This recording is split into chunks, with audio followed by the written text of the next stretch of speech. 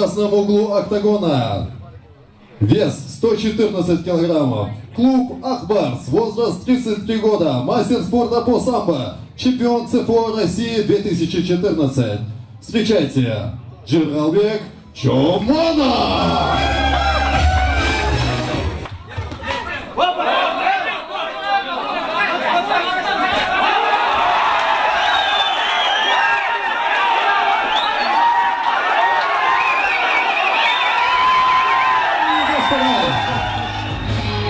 В самом главном бою, в самом тяжелом весе сегодняшнего вечера, по баллам побеждает под ваши аплодисменты Чомонов Джиралбек!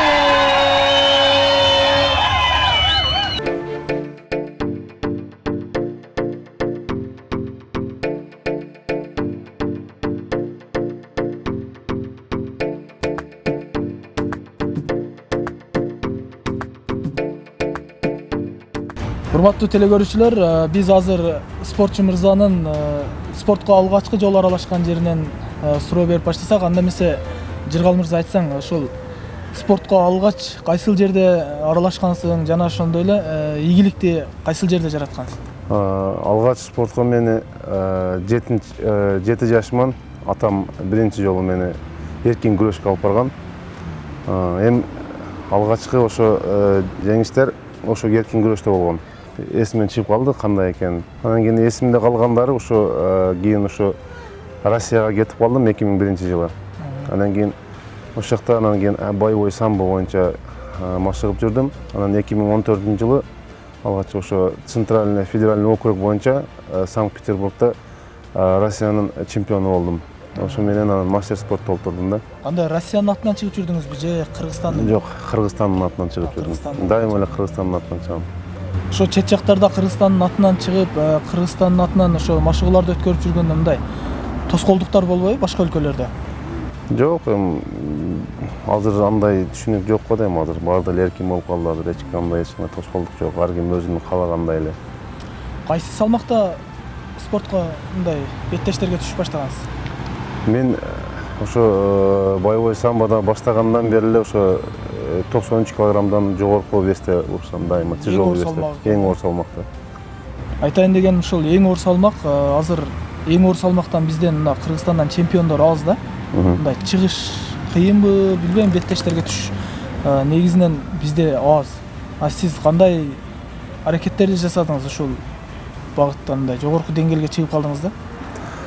Бизден кандай жетиштик эми ар бир спортчу кылгандай эле биринчи майда мушташтарга түштүк, любительский уровеньде. Кийин секен профессиональный уровеньге чыктык.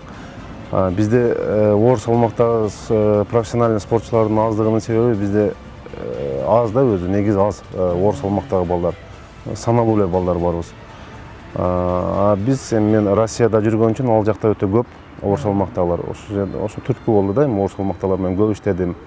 Биринчи эле алгачкы 2015-жылы биринчи жолу чыктым профессиональный бойго. Ошондо уже оор салмакта чыгып баштадым да.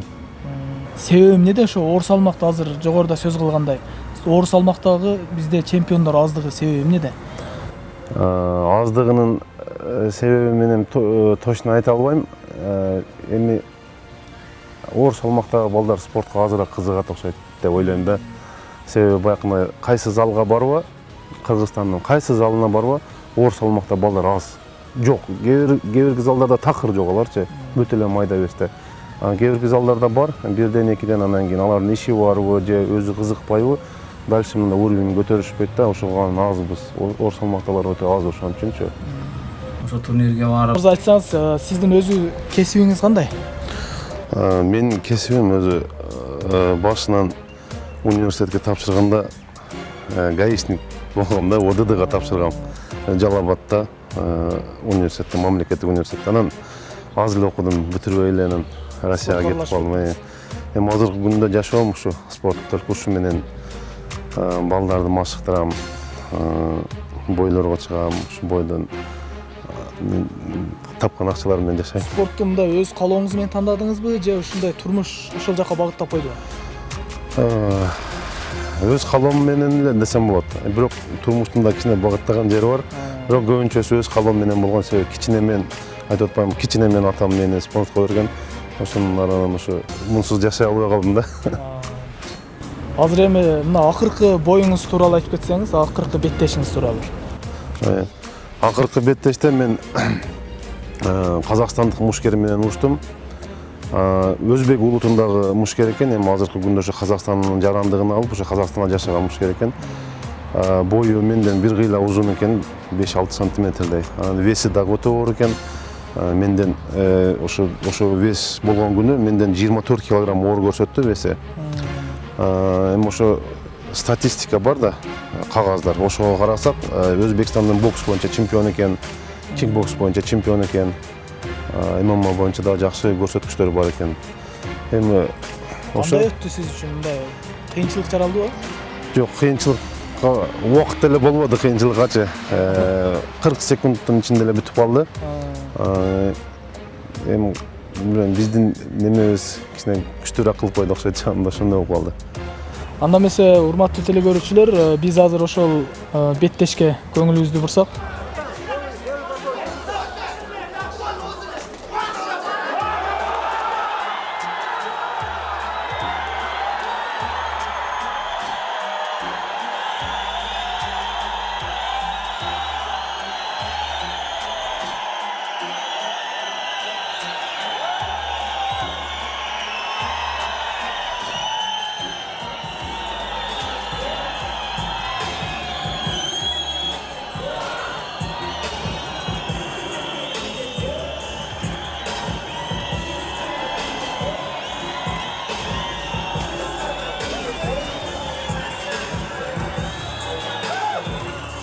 Жыргал мырза, биз азыр мына боюңузду көрдүк, аябай бир жогорку деңгээлде өтүптүр. Чынында элдер да мындай аябай кызыгып көрүптүр да. Аябай бат бүтүптүр. Анан азыр эми жогоруда да бир сүйлөшүп калдык. Мына Россияда туулду кыздарым, биз Россияда жашап атабыз деп айтып атпайсызбы? Улуу жазуучубуз Чыңгыз Айтматов айткан экен да. Мен ушул балдары чоңой электе эле айткан экен. Мен ушу кыжалат болгонум, ушу балдарым кыргызча билбей калганы депчи. Сиз дагы мындай ойлоносузбу, ошо балдарыңыз кыргызча билбей калыштан? Сиз эми Россияда жашайт экенсиз, ишиңиз ошо жакта экен. Албетте, бар да коркунуч. Баягы кыргыз болгондон кийин коркот экенсиң, ушу балдарың орусча сүйлөп калбаса экен деп. Себеби мектеби дагы, садиги дагы баардыгы орус тилинде да. Ошондон коркот экенсиң. Ошондой болбош үчүн үйдө кыргызча сүйлөшөбүз. Сөзсүз кыргыз тилинде сүйлөшөбүз. Кинолорду, ырларды, аңгемелерди баардыгын кыргызча коебуз үйдүн ичинде. Эми сыртка чыкканда эми айла жок, сыртка жаш балдар менен ойнойт. Ошондой болот. Жок, коркунуч бар, албетте. Мисалы эми азыр жумушуңузда Россияда, келечекте Кыргызстанга келип ошо спорт жаатында эле Кыргызстанда иштейин деген ойлоруңуз бар да? Ниетибиз бар эми буюрса. Эми азыр кандай десем, ММА бул биз кылып аткан жумуш. Кандай десем, бул мамлекет жагынан эч качан каржыланбай турган иш да бул. Анан кийин эч кимге керек эмес иш. Ойлойсуң, өзүбүздүн эле кызыкчылыгыбыз үчүн керек иш да бул. Анан кийин мындай эле жеке организация. Жеке организация. Эми азыр өзүбүзгө тиешелүү, кандай десем, каражатты топтоп алгандан кийин, мындан ары жеде турган каражатты топтоп алгандан кийин сөзсүз Кыргызстанга келем, сөзсүз ниетим бар.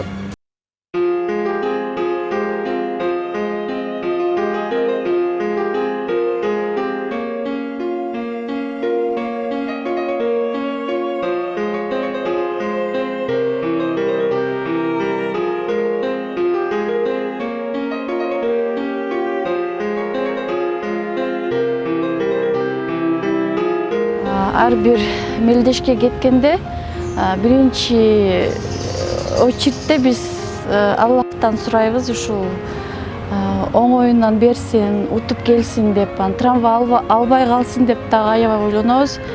Биринчиден мен, анан кийин кыздарым, анан менин сүйүктүү кайненем дагы аябай ойлонуп, утуп келгенде аябай сүйүнөбүз, сезимдер аябай жакшы болот. Аябай кубанычта болобуз, үй бүлөбүз менен, кыздарым менен аябай кубанычта болобуз. Биздин 4 кызыбыз бар. 4-өөбүздөн секирип, аябай сүйүнүп, тосуп алабыз. ошондо болсо дагы аябай коркуп турабыз да. Аман сен келип алсын, соо келсин, травма албай келсин деп баары бир кыйын да. Урушканда бир жерине теип коет, бир жерине уруп койсо дагы аябай катык тийиши мүмкүн. Ошондо дагы переживать этебиз.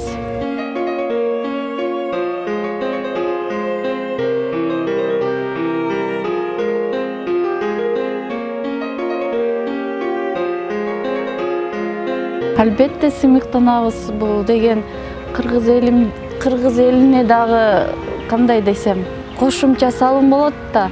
Ошондуктан аябай сыймыктанабыз, сүйүнөбүз.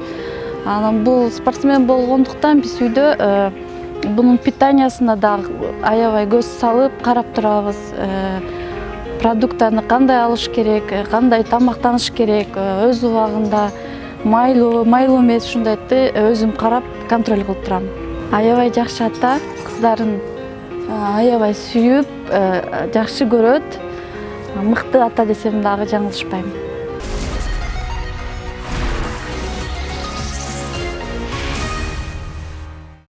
Мисалы азыр сиз айтып аткан ММА. Бул дагы жогорку деңгээлдеги организацияда.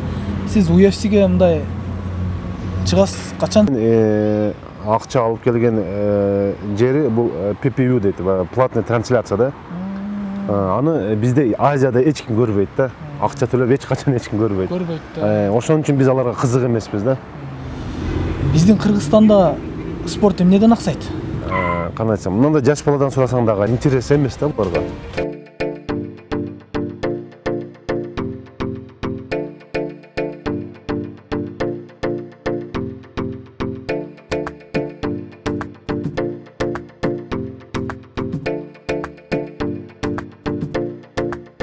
Канча?